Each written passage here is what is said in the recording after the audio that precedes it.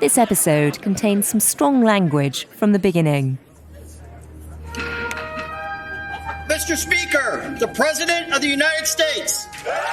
It's February of this year, and Joe Biden is delivering his big State of the Union address. Members of Congress. Only, in this clip, posted on Twitter a week later, you wouldn't have to be an expert in American politics to know that something isn't quite right. Good evening, my fellow Americans. I've made a huge mistake. Are you familiar with the 2011 film We Bought a Zoo?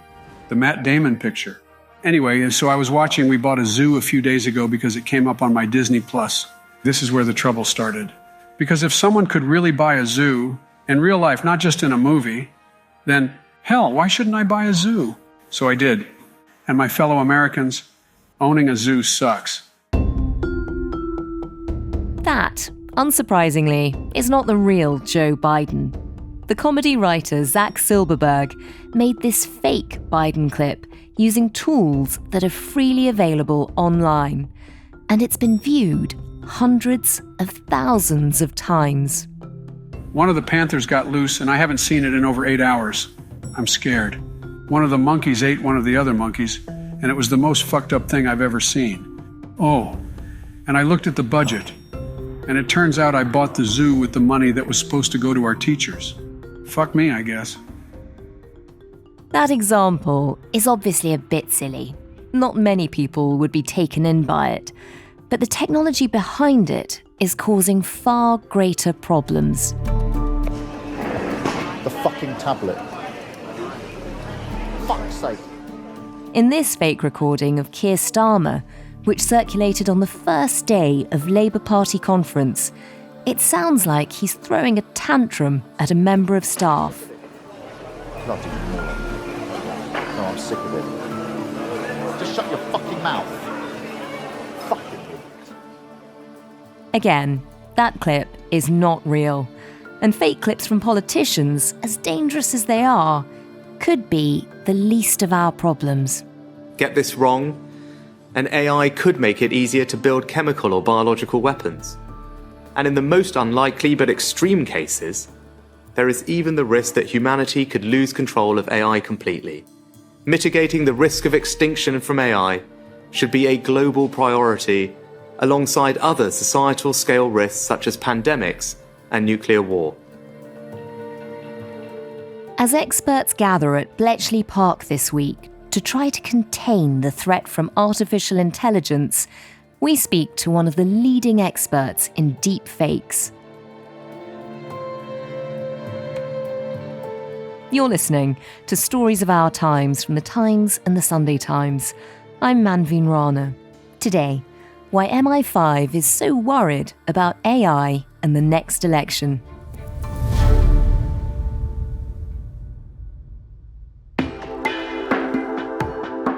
My name's Henry Ajder. I'm an expert on deepfakes, generative AI, and synthetic media.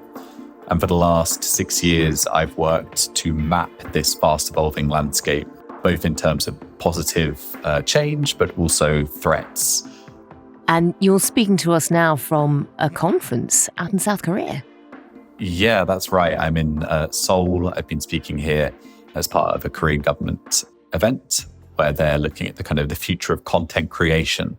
So I've been speaking about how these tools are really powerful for artists, for advertisers, marketers, but obviously, even if you have good intentions, they can still have unintended impacts. And we'll talk more about that in a moment. This line sounds a little bit like AI, but this is definitely you. This week, the government is launching a big international conference at Bletchley Park, and last week, Rishi Sunak stood up and made a speech about it. This is all about AI, about the long-term risks. Let's start with the short-term ones, though. 2 weeks ago, the MI5 chief, Ken McCallum, said that deepfakes are a threat to democracy. And, with the US and the UK having elections over the next year, imagine it's September 2024. What might happen? What are the biggest risks? I think it's right for the government to be looking longer term. But at the same time, as you said, we have problems that we're dealing with right now, which aren't quite so perhaps theoretical or abstract. And deepfakes really are one of the biggest risks that we're seeing right now, particularly in the context of disrupting democratic processes. MI5 is saying this could be used in this way. And indeed, we saw the FBI release a similar warning back in 2021. But these aren't hypothetical threats. They're being used right now. We saw this in the Slovakian elections recently, where a populist president has now been elected, pro-Russia. In that campaign, his opponent had several pieces of deepfake voice audio created targeting him that went viral. Koľko vám to dá hlasov? Neviem to odhadnúť, lebo podstatná je účasť tých ľudí. And, they weren't the most realistic, but seems like they resonated with certain parts of the voter base in Slovakia. We've seen in the current crisis in Palestine and Israel, fake AI-generated imagery being used to inflame tensions. We've seen, for example, even recently, Keir Starmer targeted in a audio deepfake, which again wasn't particularly realistic, but it was framed as if this was secretly recorded audio, which is obviously really difficult for journalists to assess because there isn't going to be another copy of that recording that they can compare it to, for example, say if it were a press conference. So the use cases vary. It could be fake images, putting people in incriminating or inconvenient circumstances. It could be voice audio of them. It could be fake videos where, someone changes their lip movements to make it look like they're delivering a speech which they never gave. So I've been asked every single year since 2018, is this midterm election in the US or is this presidential election in the US going to be the one that we see deepfakes have a big impact? And until recently, I've been pretty dismissive. But I'm no longer dismissive because the evidence is on the table that this technology is being deployed, yes. And so I have no doubt that we're going to see it play some role in both the UK and US elections. The big question is how severe the impact is going to be. I've heard people talk about, their biggest fear for the American election is, there's a video of, say, Joe Biden falling or saying something, that sounds slightly mad, and it's released on the eve of the election. And just the argument around whether it's a deep fake or not sucks up so much time that people are going to the polls not knowing. Is part of the problem not just the deep fakes that will be around, but politicians' abilities to say that everything is a deepfake if it's something that's inconvenient? Is it the plausible deniability that comes with having a world of deepfakes around you? Yeah, absolutely. I mean, up until recently, this has actually been the most pernicious aspect of deepfakes emerging, has not necessarily been the use of deepfakes themselves, but that uncertainty and plausible deniability they inject into the information landscape. And we've seen Trump, for example, denied at the infamous Access Hollywood tape of him making very crude comments about grabbing women, who's saying that wasn't him. We've seen this in other contexts around the world. For example, the Pakistani ex-prime minister denying a voice audio of him is real. And we've also seen recently, again, in the context of the Israel-Palestine crisis, real images being dismissed as fake, and particularly unreliable deepfake detection tools giving false results, saying that real content is fake or fake content is real, which further leads to confusion. So this concept called the liar's dividend, that deepfakes inject this plausible deniability into any media we now consume that's digital, is really destabilizing. And my biggest concern actually in the election context is that a candidate, knowingly or otherwise, endorses the authenticity of a deepfake or dismisses the authenticity of a real piece of content. And as you said, on the eve of an election, it's the classic adage, a lie is halfway around the world before the troop gets its trousers on, right? It's very hard to correct the record. In fact, it's very clear that most people don't get that correction. And deepfakes really thrive on triggering those emotional responses, those gut responses. And the sad reality is that the more prominent deepfakes get and the more realistic they get, it's going to be harder and harder to detect them. And it's going to be unreliable to use AI to do so itself. And so people are going to end up, I think, going more and more with their gut, because the alternative is that they just don't know. It really is terrifying. And it does sort of seem to lead to a world where nobody really knows what to trust anymore. For a lot of us, these deepfakes have come along sort of as a fait accompli. This amazing technology suddenly exists. You've charted its rise. Take us back to where it begins. I mean, take us back to around 2017. How did it first emerge? Yeah, so it's really important to remember, despite these being very serious threats to democracy, to elections, it's very important to remember that deepfakes first emerged and remain a huge problem in the context of non-consensual pornography. That is, swapping women's faces into pornographic footage without their consent, or synthetically stripping clothed images of women to make them appear nude. In 2017, this emerged on a subreddit on the platform Reddit. It's a kind of an online forum on a subreddit called Deepfakes. That's where the term was first coined by a user of the same name. And he essentially started publishing these deepfakes of women non-consensually swapped into pornographic footage. And fast forward to today, this is a huge problem. It's something my research has tracked in a really quite disturbing way. And we're now talking really about millions of women around the world being targeted. And unfortunately, the tool's becoming more accessible and the victims becoming increasingly private individuals, not just celebrities, and indeed children too, which is obviously horrific. That remains to this day the biggest form of harm affecting the most people that deepfakes cause. That's horrific. And these women have no way of stopping these images going anywhere. They have no consent in this at all. But by 2018, a year in, we're already seeing this technology sort of turning to political usage. There was an Obama video. Tell us about that. The Obama video is an interesting one because what it was really a PSA, a public safety announcement. It was done in a collaboration between BuzzFeed and the director and comedian Jordan Peele. We're entering an era in which our enemies can make it look like anyone is saying anything at any point in time, even if they would never say those things. Obama, or his impersonation of Obama with the lip synchronization done using AI, essentially warned people that they could no longer believe things that they heard. For instance, they could have me say things like, President Trump is a total and complete dipshit. You see, I would never say these things. At least not in a public address, but someone else would, like Jordan Peele. This was very much a warning. It was clearly not intended to deceive people. How we move forward is going to be the difference between whether we survive or whether we become some kind of fucked up dystopia. Thank you. And stay woke, bitches. But even in 2018, one of the most interesting cases I observed was a Russian-linked disinformation campaign publishing false tweets from an account impersonating Marco Rubio, the US senator, saying that the Democrats are going to be using deepfakes in the midterms to disrupt the election.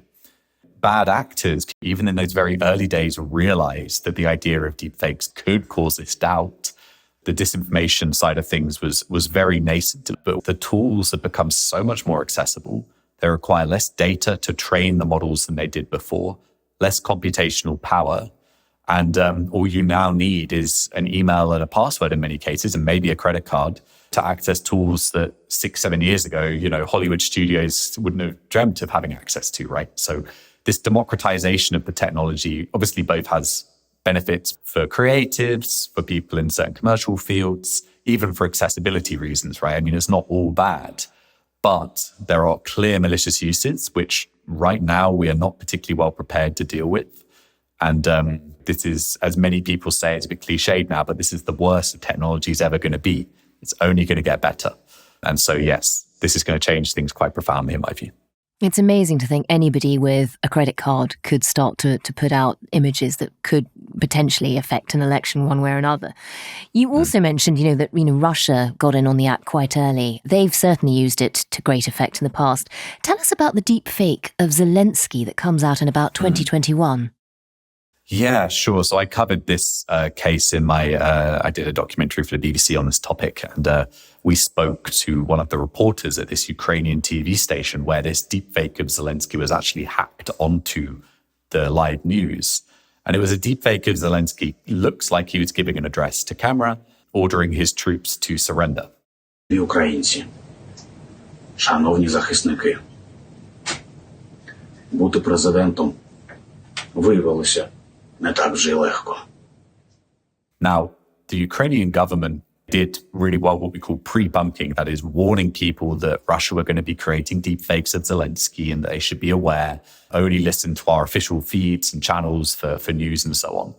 And the deepfake itself was quite crude. So in some cases, at that moment in time, it was almost the best case scenario for a pretty bad situation, right? The country was fairly well prepared, the quality wasn't the best, and the claims it was making weren't particularly believable. But if we fast forward, we've seen deepfakes of Biden announcing a general mobilization. Putin's illegal occupation of Kyiv and the impending Chinese blockade of Taiwan has created a two-front national security crisis that requires more troops than the volunteer military can supply. Remember, you're not sending your sons and daughters to war. You're sending them to freedom. God bless our troops and God bless Ukraine. It's really spreading. And one of the really interesting things is that people are dismissing content really quickly as deepfakes when it's not something they want to believe. You know, yes, deepfakes can cause chaos, but we're now at the point where people will just say, prove it's not a deepfake. We're suddenly seeing it, as you say, causing chaos in so many spheres, you know, whether it's reporting a war, potentially how it might influence an election. We also saw earlier this year an AI image of an explosion near the Pentagon. This was a case that I and other experts in the space have been anticipating for some time, and that is the use of deepfakes in calculated market manipulation. An explosion right near the Pentagon. An image of an explosion at the Pentagon today. Smoke billowing near a white building. So this case involved a fake image of the Pentagon on fire going viral on Twitter and was actually retweeted by Russia Today. The fake photo was shared by a variety of verified Twitter accounts. Multiple accounts with Twitter's new pay-for-play blue check marks. Retweeted by a Russian propaganda outlet and rocketing its way towards Wall Street. And this led to this image going quite viral and a brief stock market dip on the Dow Jones for about 5 minutes. The Dow now down about 200 points. The S&P down about 0.25% right now. About a $100 billion stock market move. One expert said the image showed signs of having been generated by artificial intelligence. Take a look. The Pentagon is fine. But obviously 5 minutes on the markets is an eternity. You can make a lot of trades in 5 minutes. And so this might have been the first recorded case of this happening, but I'm confident it will not be the last. The market manipulation side of things is no joke.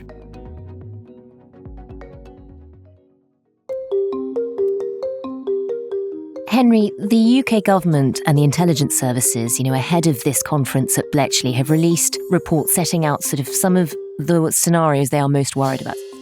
For the first time, we've taken the highly unusual step of publishing our analysis on the risks of AI, including an assessment by the UK intelligence communities. You know, while AI might help with answering some of the biggest questions that we've never been able to take on before, it can help us finally achieve the promise of nuclear fusion. It can help us solve world hunger by making food cheaper and easier to grow. And AI could help find novel dementia treatments or develop vaccines for cancer. There are also fears that it could lead to an unemployment crisis, it could help terrorists with bioweapons, it could lead to mass misinformation, as we've been talking about. Terrorist groups could use AI to spread fear and destruction on an even greater scale. Criminals could exploit AI for cyber attacks, disinformation, fraud, or even child sexual abuse. For you, what are the worst case scenarios of AI over the next decade or so? I am conscious of the risks in the context of biological warfare, in other contexts, you know, including some of the conversations around superintelligence, artificial general intelligence, you know, AI that becomes hyper capable of doing many different tasks and then potentially is able to do those things in a kind of a non-directed way, can kind of act autonomously. I don't particularly want to speculate on that because that's not my area of expertise, but I guess the situations I really fear is a complete breakdown in trust in the entire digital media ecosystem, where going with your gut is, in some respects, the most viable option. Because we can say to people, hey, look, everything that you consume can now be AI generated. That phone call with your mother, that image from this protest that's happening in London, that video of Keir Starmer talking about Rishi Sunak, all of these things could be fake. But we don't have any way to reliably and consistently tell you what is real or not. So good luck. And the impact of that could be pretty catastrophic. I also do worry about this in the context of the legal world. All it will take is one case, in my view, of someone being either acquitted or incriminated based on a piece of deepfake evidence. And I believe, again, it will happen somewhere in the world. And that will then set a precedent for people to say, well, can you prove that this image is AI generated? Can you prove that piece of audio is actually authentic and not a deepfake? And it will shift the burden of proof in a way which I think will be quite hard for the legal system to cope with. And then I guess finally, the political situation. So in a very polarized and fragmented information space, already deepfakes just add fuel to that fire. And given those incredibly alarming scenarios, I mean, this summit at Bletchley, if it is successful, if it is able to achieve anything, what should that be? What solutions are out there for the problems that you've outlined? Yes, these are problems that we're facing right now. It's not theoretical that the technology exists to do this, whereas some of the discussions that will be going on at Bletchley are going to be much more about what the future may hold. I would have liked to have seen a little bit more on the agenda for Bletchley. Some discussions of how we preserve election integrity, information integrity, using technologies such as content provenance so people can see where it's been created, see how it's been edited. Hopefully, this is the first summit of many different conversations of this kind that happen between international governments. And one thing's clear, in a world where you can develop a tool in one country and it can have global impact, it is essential that these conversations are happening across the globe. It's interesting, people within the AI world seem to be calling for more regulation. There was Professor Stuart Russell has been around over the last week saying that government needs to intervene. There needs to be regulation of some of these things. And at the moment, governments are not even able to find out if their country is under attack by another country who's trying to destabilize their democracy. What we need is red lines, behaviors that AI systems cannot exhibit, such as replicating themselves. And then, as in other areas like nuclear power and aviation, the developers have to demonstrate to the regulators that their systems cannot exhibit those behaviors. And if their system does cross those red lines, it would have to be immediately terminated. So there also has to be an effective off switch that the AI system can't disable. As you say, that probably needs global agreement for it to be effective. You know, just having government regulation in this country doesn't matter when the internet is obviously global. That we seem to be having trouble engaging the rest of the world on this. Nobody's quite sure if China's even going to come to Bletchley. Where do they fit in on some of the stuff that you've been talking about, deepfakes, etc.?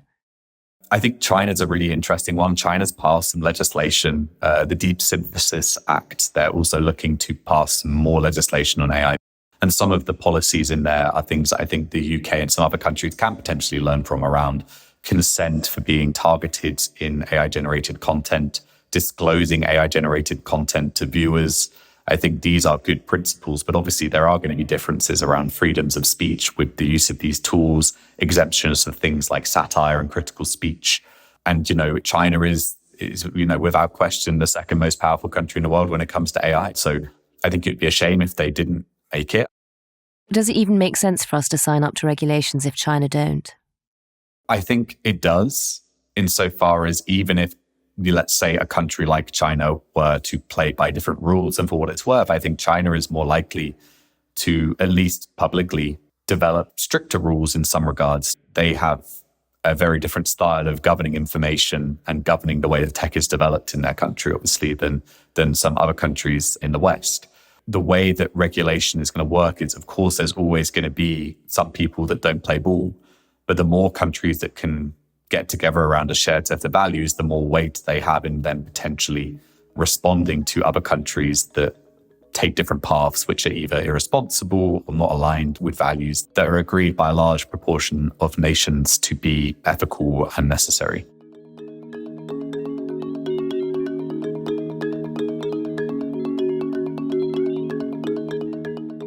You've been listening to Stories of Our Times, a podcast brought to you thanks to the subscribers of The Times and The Sunday Times, with me, Manveen Rana, and my guest, Henry Ajder.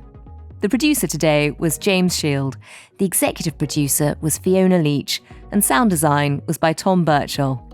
If you'd like to get in touch with us about anything you've heard in this episode, or if you have any ideas for stories that you'd like us to look at, please do drop us a line at storiesofourtimes@thetimes.co.uk. See you tomorrow.